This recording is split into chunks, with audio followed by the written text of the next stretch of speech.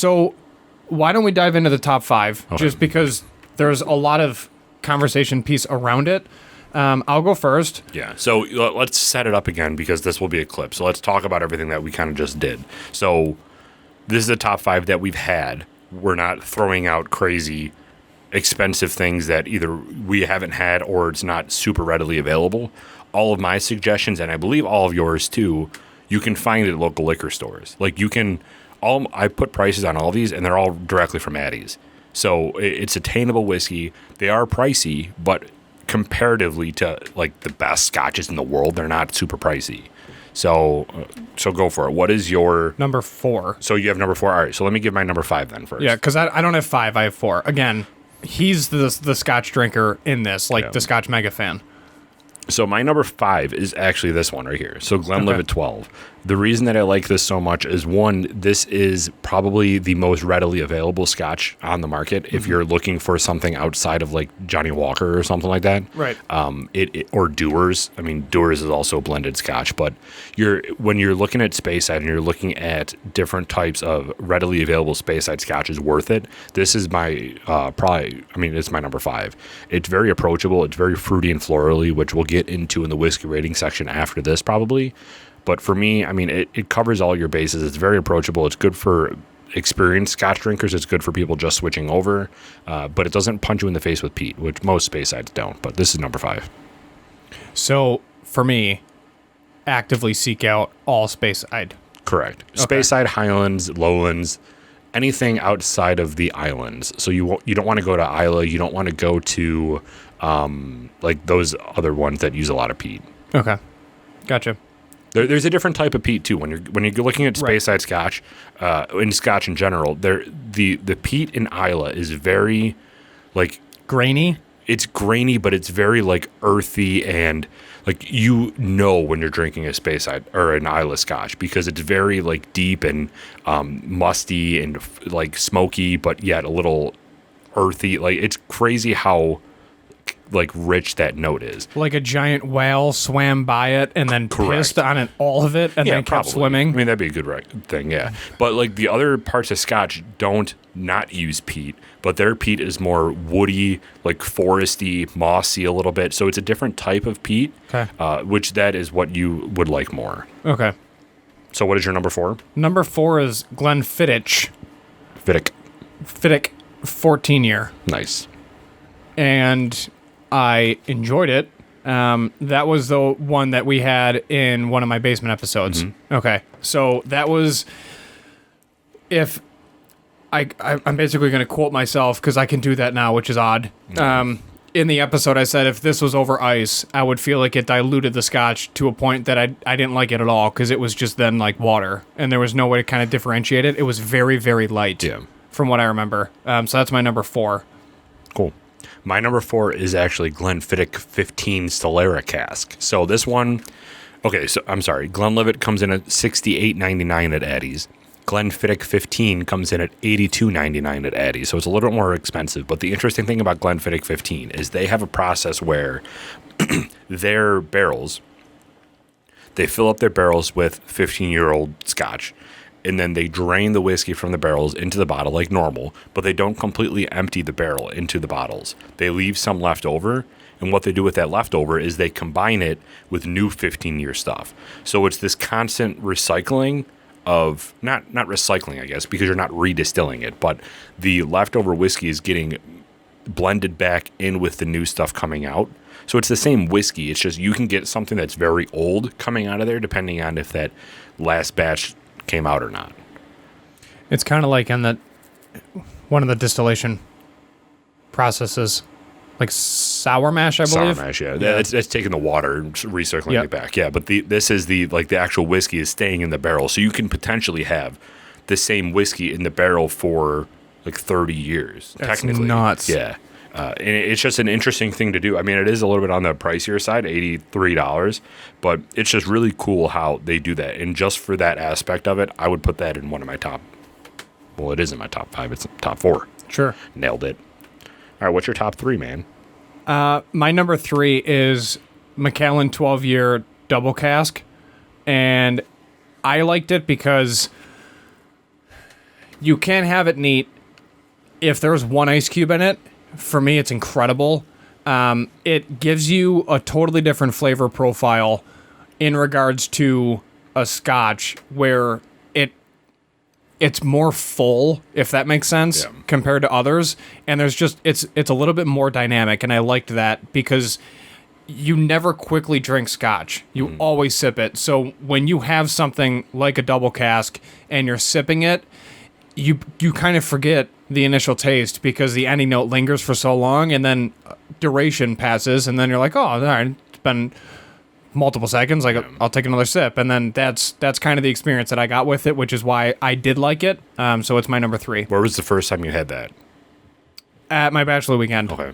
And then it was a gift, took it home, and then were you? I don't want to say reluctant to try it at first, but with you not knowing a lot about scotch at that point, were you nervous to try it? Did you think that you weren't going to like it at all? No, I wasn't nervous. I gave it the respect that it deserved. Yeah. So it's not that I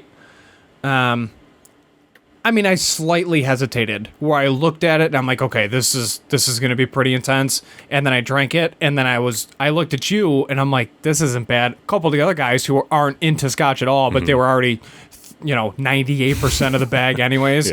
They were like, oh, what is this? I'm like, you don't, just go back outside because you don't even know like what this is. Right. And it's too good to waste. It's like $70 a bottle.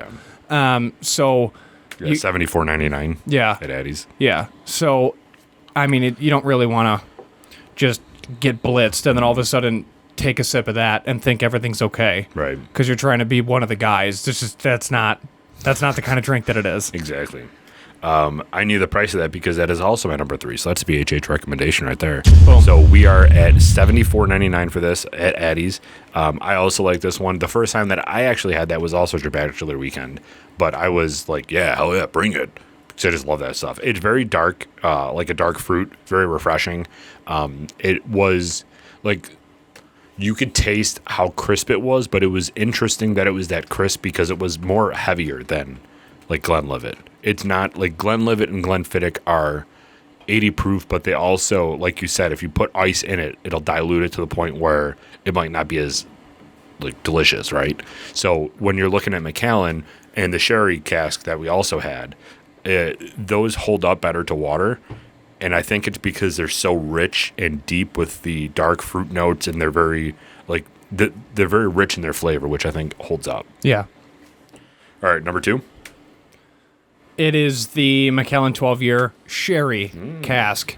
So this brings up more fruit for me, easier to drink. It's lighter, and it was so like the wood sugars in it were just unbelievable, and it traveled through the entire tasting note of it. It didn't stop at like the back end of the initial taste, and then you would get this baking spice on the ending note. It's like, no, you consistently get fruit through the entire sip, and it was just so good. I remember that one was very plummy.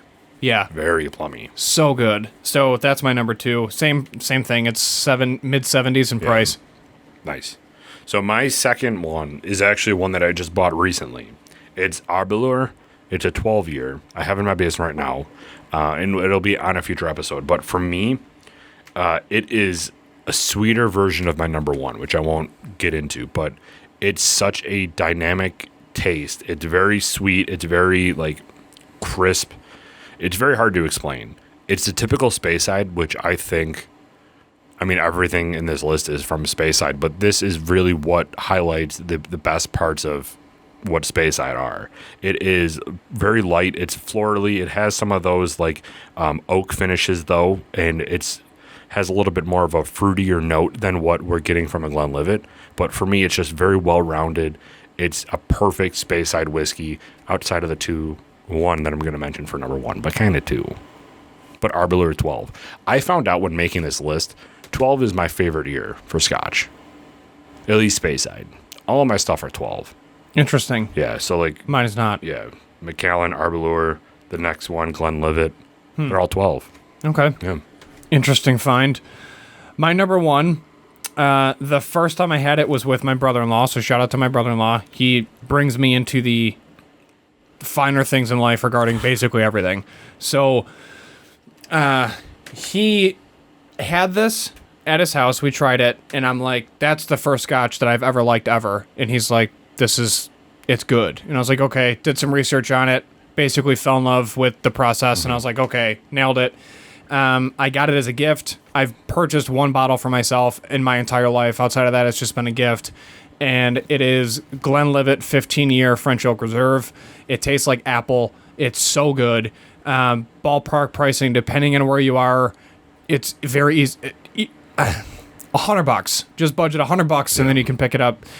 It'll vary in price from location to location. Sometimes it's cheaper. I found it in Syracuse for like 80s. But then there's a couple places out by us. It's $100. So it is what it is. However, it was the first time, again, young, uneducated, inexperienced drinker was introduced to Scotch, and they're like, this is it. I'm like, it's a box. I had no clue about packaging. Opened it up. It had its own very nice wrapping paper. Pulled it out. The bottle's exquisite. It's got the same little dimple impression as well. It's just a different design on it. Yeah. It's more of like a triangle, or like a pentagon rather. And then the color of it is really dark. It's just beautiful. So I kept the box, obviously. It's in my basement. French Oak, you said? Yeah, French Oak Reserve. It's incredible. So, and I have that neat every time. Last time I had it was on the Super Bowl. Nice. Yeah, my buddy had it. So I was like, can I drink this? And he's like, it's all yours. I'm like, I mean, to be fair, there was like 2 glasses left in the entire bottle. Yeah. And he's like, dude, just kill it. Like, it's been sitting here. I'm like, I don't know what's wrong with any of you guys. So I poured it, and then I got laughed at. Yeah, once it gets past 50%, you got to start drinking it quick, because then it starts losing it. You think? Yeah. That's what the science says. So it looks like we're going to have to chug this after. All right, so my number one is difficult for me, because it is more of a brand than it is a specific bottle. Here we go. It's Balvenie. Oh, I was going to say Tommy Hilfiger. Yeah. He makes great whiskey. No, so it's Balvenie. Okay. Balvenie is owned by Glenfiddich, but their line, which is Balvenie Double Wood, Balvenie American Cask, and Balvenie, which is my like top one, was the Caribbean cask that I had at 189. So, I also like that. Yeah. That was the Caribbean cask is very, so like, I'm not going to go into each of these in depth because it would take forever, but the Caribbean cask is a rum finish one. So you're getting all the characteristics of the rum in there, which is like these tropical fruits. I got a little blueberry, and I don't know why. A lot of the people that I heard had that did not get blueberry, so maybe I was having a stroke at the time. But I also tasted blueberry. Yeah, it was weird. Maybe we had some blueberry in our food or something like that. But I got a lot of blueberry there, and to me that was delicious. Double Wood is also very, very good. It's basically, to me, the best way that I can describe it is the viscosity and the richness of the Macallan blend paired with the Arbelure blend, which is very like rich and florally, but also a little bit on the sweeter side and a little fruit, but taken up to an earthy level. So you take Macallan, you take Arbelure, and then you put more earth into it. As weird as that sounds. But that's their Double Wood. Now, their American cask I just got for Christmas from Steve, and that one is also... No free shout-outs. Yeah, no free shout-outs, Steve, nerd. Just kidding. But that one is also very good again. I've only had one glass of that, but the Balvenie in general is just a very amazing brand and distillery that is focusing more on the fruity, the richness, and just elevating Arbelure to that next level. Interesting. So that's our top 9. 4.5. 8 technically, because we had that BHH recommendation in there. Boom, nailed it. Let's rate this. Yeah, so that's our top 8 scotches. So let us know if you like that, because we're going to continue going through different areas of the world and rating them.